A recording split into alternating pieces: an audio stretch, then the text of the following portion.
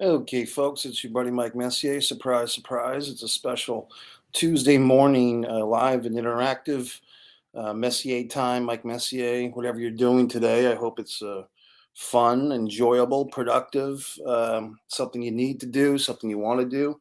I know a lot of people today and tonight are probably going to be going to the voting polls if they haven't done an early absentee ballot or mail in ballot or some such thing. But I know a lot of people do it the old fashioned way, so to speak, and we'll be going to the ballot box. So enjoy that situation. Um, I don't have a lot of strong takes on this midterm election, so to speak. I just don't. I have a few mild takes, but not a lot of big takes. And part of that is because I've been moving around so much for the last 3 years. Um, I feel like my father was an Air Force man, and now I've learned to see what his life gives and takes and what it's meant to me. I remember many nights when he would come back and kiss my mother on the cheek and tell her we're transferred, start to pack. So, in that regard, I've just been traveling my own reasons, mostly good reasons, creative, working in films. Friends of mine have been throwing me bones into their major motion pictures, their uh, lower budget motion pictures. So I'm always grateful for them for keeping me in the loop as I try to get my own movies up and running. And you might be wondering, well, gee whiz, Mike, how can I help that process? Because we've enjoyed Blood Sugar Today so much. We've enjoyed Disregard the Vampire, a Mike Messier 13 award winning documentary so much. How can we help you, Mike, achieve your goals? The best thing you can do is go over to Amazon and just purchase one of my books, A Distance from Avalon, When the Dying and the Dead Reunite, now in hardcover, paperback, and Kindle. Same goes for Fighter Play Basketball, based on the award winning screenplay, coming of age youth novel, my film book, my film advice book. Pro Wrestling Trivia on Kindle, my Wrestling with Sanity on Kindle, a comic book. So you're welcome to go over there and check it out. And if you don't want to support me as a writer, you can support me as a publisher. Bad Girls with Good Tattoos by Open Chair Books is available by the one and only Kate Spain. Quite a good read. Uh, so let's see, folks, what else is going on in this wild world? There are some interesting football games this past weekend. Tom Brady, slump busting, so to speak, gets a victory, which is, I watched that game. I watched the second half at least. Nice to see Tom get that victory. Guy's going through a lot of personal issues. I started to see this Antonio Brown interview on another YouTube channel. This guy seems like a real jerk, Antonio Brown, I'm talking about. And, Tom Brady could be just a guy who's just too nice for his own good at some points, or he's so dedicated to winning he allows other people to take advantage of him. You're free to add a comment here wherever you're watching, and hopefully the StreamYard will pick it up and I can correspond in live time to your comment. Yes, we're live and interactive. This is Tuesday, Election Day, 2022, 9:48 a.m. Eastern Standard Time. So yeah, last month I traveled to Texas. That was the September October trip.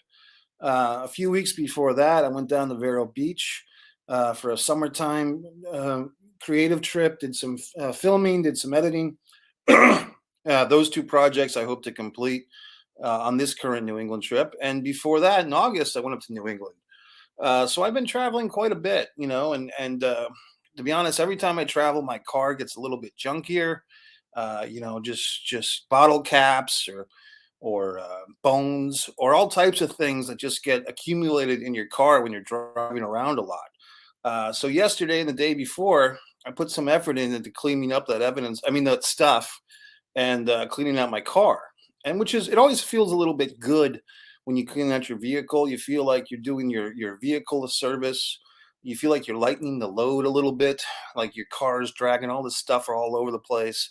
And if you just get like 10 pounds of clutter, just papers you don't need.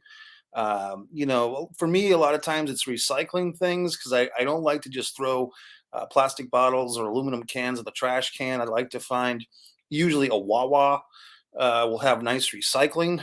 Hard to find recycling everywhere these days. So I like to just recycle a lot of stuff. And it makes me feel better about myself. Like, I'm saving the environment. Just me. So what else? But yeah, you clean out your vehicle, you feel a little bit better. Clean up the home front, because you know that you're eventually going to have to come home anyway. And you don't want to just leave a big nasty mess for yourself because you're just going to be screwing yourself over. And when you walk in that door after a long trip and the whole place is a wreck, you're just going to say, man, am I an asshole? Did I leave a big mess for myself? And I feel so guilty about it. But if you're smart enough, like I am, to just, put some effort in, clean up a little bit, and then when you come home, you feel a little bit better on that end. I guess also, interestingly enough, the last couple of trips I've taken, last time to Texas and now here, both times it seems like I've got really good timing because a big tropical storm is coming through Florida while I'm driving somewhere else. So yesterday, I actually saw the beginnings of that storm. I got a few raindrops on my head or on my car's windshield, but I just kept on driving through, and luckily did not suffer any consequences. And before that, a month ago, or whenever it was, 5 or 6 weeks ago, when I started driving to Tejas, I avoided a big storm then. So I've been pretty good. What else? I know that a lot of people here are on my channel. You subscribers are pro wrestling fans. You might be a little distraught, Mike. You haven't been doing all these commentaries on the wrestling world. Well, to be honest with you, I'm just a little bit bored with the current stuff right now. I have been watching older stuff, which I always encourage other fans to look into stuff from. Like I'm watching 1980s Japan wrestling. Somewhere on YouTube is this history of FMW video series I watch every once in a while. I'm watching clips from the early 80s Georgia Championship Wrestling, even the WWF early 80s clips. They have a tremendous amount of house shows from like Philadelphia and even the Capitol Center, all types of wonderful things. A couple yesterday, I had a nice little Twitter exchange. I've been listening to Click This, the Kevin Nash podcast with Sean Oliver. And first of all, unfortunately, Kevin's son passed away, Tristan Nash. I actually worked with Kevin Nash in a film a couple of years ago, and he was a great guy. Uh, his son was not with him at that film shoot, but Kevin was just a great guy, and I feel so bad that his son has passed away at age 26. If you need more details, probably the best thing is to listen to their podcast, to Click This podcast. Kevin's handling it about as well as you could expect. But basically, one of their running jokes on that podcast is the Bunkhouse Stampede. And me being me, I actually had my program from the Bunkhouse Stampede, of which I attended live as an embryo. And so I took a photo of that. I Twittered it over to the Kevin Nash show. I tagged Nikita Koloff and Ric Flair, who were on that card as well. And Nikita responded, and the Click This podcast gave me a nice retweet. So I do appreciate that. And that's the story. Now, before that, you had this whole Logan Paul Roman Reigns match over in Saudi Arabia. I was actually running a film festival that day. I did not stop what I was doing to watch wrestling. I did my thing. They did their thing. I'm glad that none of the wrestlers got hurt and there was no situation, world conflict for those guys over there. And the Logan Paul Roman Reigns match was pretty good. I mean, you could say it was very good. I personally think the Bailey Bianca Belair match was the match of the show. But a lot of people were more impressed by Logan Paul's performance or wrestling. With Roman Reigns, of course, wins anyway. And afterwards, it's announced that Logan Paul has a serious leg injury. So the next day, Monday, me being me, just having fun, I go onto some of the wrestling fans groups, wrestling fans with Shane McKenna, other wrestling group, the Hameen Media group on Facebook, and I make one of those little text posts in the box, and I basically wrote, Logan Paul suffers severe leg injuries at Crown Jewel, semicolon. That's what outsiders get for stepping into our sport. And it just occurred to me to do that. And I just knew that, I guess the kids say trolling. I just say having fun. I'm not trolling. I'm having fun. And I know that this is just it's so easy to manipulate these wrestling fans. They don't realize how stupid they are, and they write these big responses, and they get all excited, and they get all hot, And then some of them get the joke, and just, I can tell some folks are getting the joke. They do a little thumb or a little hashtag or a little smiley face emoji. But some of these people get so irate and so upset. And who are you calling? What are you saying? Our sport? What do you mean sport? And "Oh, this is mean." One guy wrote, "This is mean, point blank." I mean, I hate to see these guys watch wrestling in the 70s or 60s or the 80s when it was actually a facade of truth to it, because these guys can't handle the truth. These guys can't even handle a rib, so to speak. So I mean, it's humorous to me. It's a sick, macabre enjoyment I get out of twisting the towel of the wrestling fan community, and I've been doing it for several years, and I will continue to do it because it gives me pleasure. Okay. What else? So that's about it, folks. Mike's Instant Movie Reviews. God, I haven't seen a movie in a couple of days. I saw Black Adam. You know what? And I kind of fell asleep, to be honest with you. I like the end of Black Adam. I've got nothing against The Rock. He's a very entertaining guy. His show, Young Rock, is very historically inaccurate. I have friends of mine that watch that show, non-wrestling fan friends who watch it. They always tell me I have to watch Young Rock. And whenever I give it a chance, I see Ric Flair tag teaming with Hillbilly Jim against Nikolai Volkov and the Iron Sheik in Hawaii. That never happened in any universe. So, I mean, when they have such historical inaccuracies, I know it's a fucking fictional TV show, but have a little respect for reality. And I just find that show does not. I'm interested to seeing if they're going to handle the scandal, if it is a scandal, of Rocky Johnson having several children with several different women beyond The Rock's mother. Look, we know that they didn't stay together. And I'm not picking on The Rock. Obviously, it's not his fault. Rocky Johnson was actually one of my favorite wrestlers, but are they going to put that storyline into the sitcom? We'll find out. I doubt it. I think they'll just kind of whitewash that. So yeah, I don't watch the Young Rock show on a regular basis, basically because I'm offended by the historical inaccuracies. And you might say, "Oh, well, that's just how I fucking feel." So anyway, folks, it's voting time in America. Go out to the ballot, and so on and so forth. I did try to watch our Vice President Kamala Harris last night. I did watch, she's fine. I do sometimes feel like she's talking to third graders. She always seems like she's putting things in these very general kind of motherly tones with everything. And I just don't know if that's playing very well. Probably isn't. But there you go. My favorite political person, Tulsi Gabbard, actually, I wouldn't say she switched parties, but she left the Democrat Party. She seems to be uh, siding with a lot of these Republican people, the Kerry Lakes and the so forth, of which I have very little opinion or insight, except for the few YouTube videos I watch on these people. So I don't know what to say about this Tulsi. Let's see. My friend, actress, a lovely lady, Allison Watchler Bronstein, who had a good summer. I believe her son got married. Congratulations. So now you're a mother in law. I feel the same way about the Goldbergs, and I love Biden and Harris and you, of course. Well, I appreciate that, Allison. Love you too. I'll be up in New England. I don't know if you caught the big news. I guess I haven't announced it loud and wide, but I will. I'm driving up to New England right now. I'm in Wattleboro, South Carolina. I started driving yesterday. I had so many things to do, cleaning up the car, cleaning up the home before I hit the road, that I didn't make good time, as they say. A lot of my friends, especially male friends, are very competitive with the amount of miles or hours they put into their driving. I guess I just don't have that gene in my system. I don't feel like it's a race to get to where I'm going. I'd rather get there in one piece.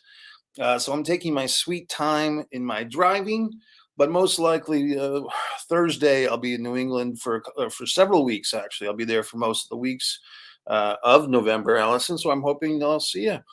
Um, yeah, well, Biden. I mean, look, they got my vote last time. I'll say that.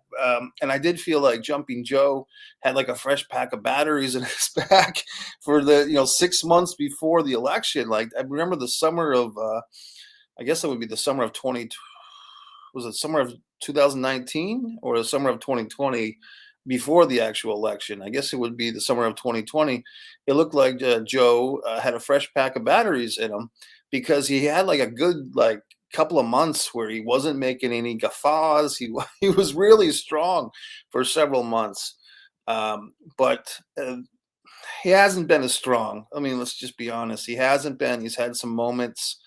We all get older. I'm not picking on him for that, but I would like to see a fresh slate. No Trumps, no Bidens, run in 2024. But I'm fearing that we're going to have a rematch, and I'd rather have option C, like the donkey behind the door. Let's make a deal. I am going to drive safe, and I'm sure I'll see you up there. Else, we'll make a point of it. See, now I'm pointing. I just wish we had different choices. It's very similar to 2016. Trump and Hillary were running against each other. I did vote that day. Guess who I voted for? I voted for a third party candidate in 2016. Yeah. And you might be saying, well, gee whiz, that wasn't a good idea, blah, blah, blah. But I feel like we do need a third party system. I feel like the two party system has run its course, in my opinion. I feel like we need at least a third option. We don't want to be like one of those countries that has like 20 people with 20 different parties, but I feel like three parties is a good number. I feel like the two-party system is just too polarizing. It's too much tribalism right now. And I feel like if Tulsi, hopefully, maybe she'll start some type of third party or take over the Reform Party or some such thing, or the Green Party or whatever, something like that. Jesse Ventura, there's certain people that I don't know if they would mix and match well together, but I'd like to see it happen. I like before that I'm dead, whenever that will be. I'd like to see a third party get some prominence, and I think the only way to really measure that is get someone in the White House. I mean, it's going back to The Rock. We see that The Rock, Dwayne Johnson, he's contemplating running for president. It's a premise of his own sitcom. Who knows? I mean, I kind of wish, once again, going back, I guess, to Trump, I kind of feel like there should be some type of qualifier to run for president, that you've had political office before, like an elected office or an appointed office of some merit. I kind of feel like that's not a bad idea. That if you just, you've proven yourself, or at least you've had some experience, but I guess that goes against all our constitutional rights that anybody can do anything. But I just don't know. I've been watching kind of on my YouTube thing recently. This is kind of macabre, but I'll say it anyway. I've been watching a lot of the Parkland shooter victims' families speaking in court, and this was not too long ago. But for whatever reason, this series of videos came up on my thread, and it's some of the most impassioned, hard-hitting statements available. Can you imagine the tragedy? Can you imagine the things that these poor people went through? Their families, their children, their some cases spouses and so forth being murdered by this idiot. Uh, and this moron is sitting there in court and killer, and these families are saying their piece to him, or trying to. And somehow this weasel didn't get the death penalty; he just got life in prison. Which, to be honest with you, if I would, I'm not that I say I would ever be in that situation, but if I were, I'd rather just take the lethal injection and call it a life, quite honestly, because I would not want to spend a day in prison, let alone a lifetime. I mean, it makes me think about these Chauvin guys, the Derek Chauvins and his idiot friends over there, and they're going to be spending 2 or 3 years in prison. I guess you can look at the other side and just look forward to getting out. But this kid, this Parkland murderer, going to jail for the rest of his life. I'd rather be dead if I were him. But somehow he sees merit in living in prison. I just don't see that as being any type of way to live. Some of the people speaking up against him are basically saying, yeah, we know you're going to get sodomized. We know that you're going to be a boy toy for the bigger prisoners. We've heard that, child killers in prison are like enemy number one. So, I mean, these people, and I can't really blame them. In fact, I feel the same way. If someone had killed a loved one of mine, or if somebody killed me, I'd want people saying the same type of thing to this moron. Where does that go for gun control and so forth? I don't really know. I mean, I think that's another one of those issues that's so far beyond my scope. I have no easy answer. I mean, I do believe in the right to bear arms. At the same time, I believe in the right to live. So, and especially for children. And I just feel bad that we have a whole generation of kids who are waking up every day and fearing going to school, not to get bullied, uh, not to get a bad grade, or Sally Rottencrotch isn't going to want to go out with you to the school prom, but that you're going to get shot. So, I mean, I feel for these kids.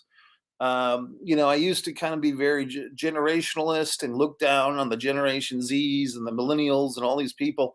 But now I feel more sympathy towards them, to be honest with you. Like, I feel like these kids with the COVID and all this other crap they're dealing with, who am I to pick on these kids? I mean, they've got enough stuff going on. So I feel bad in a sense. And now I just saw this thing on this guy's trucker channel on YouTube, and I don't know if this is true or not, but the guy was saying there might be this major diesel fuel uh, diesel fuel scenario coming up, shortage basically of diesel fuel coming up in the United States. Right around Thanksgiving, like maybe right after Thanksgiving, which is only like 3 weeks away. So that's very scary. And you might be saying, well, who cares? It's just the diesel gas, use real gas. No, because these trucks that bring us all our stuff, your Amazon Prime truck, you're this truck, you're that truck, all your trucks that bring your food and your groceries and all the wonderful things we take for granted. If the trucks aren't running, America's not running. So that's a little scary, very scary. And people are saying, well, that's what you get for this environmental movement. Well, I don't know what to say. I mean, it's so complicated and it's so intertwined. Who the hell am I to make all these judgments? I just can share the news of these impending situations that may not be so good. All right, folks. Well, I do appreciate Allison checking in.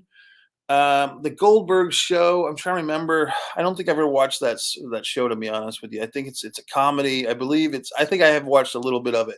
It was the guy, I actually listened to his audio book. The guy that was on Curb Your Enthusiasm as Jeff. I believe it was his family. I believe that's the show that I'm talking about. But I'm not sure about the historical inaccuracy, because I thought the Goldmans was just a regular fictional sitcom. I didn't know if it was based on things. I'll have to do my research, which means I probably won't, but I'll think about it for a couple of minutes. Maybe I'll Google it. All right, folks. Well, thank you very much. For those in New England, I'll see you soon. I'll be traveling up the East Coast, and that's it. Subscribe to Mike Messier YouTube channel. Avalonia Festival 7 was very successful. There's some videos from that. If you weren't there, I can't say that they're most entertaining videos on my channel. For pure entertainment, I stand by Blood Sugar Seday's Disregard the Vampire, Mike Messier award-winning documentary. The Nature of the Flame, So You're the Guy, the Messier Mantras, and so on and so forth. Goodbye, everybody. Mike Messier. Buy my books.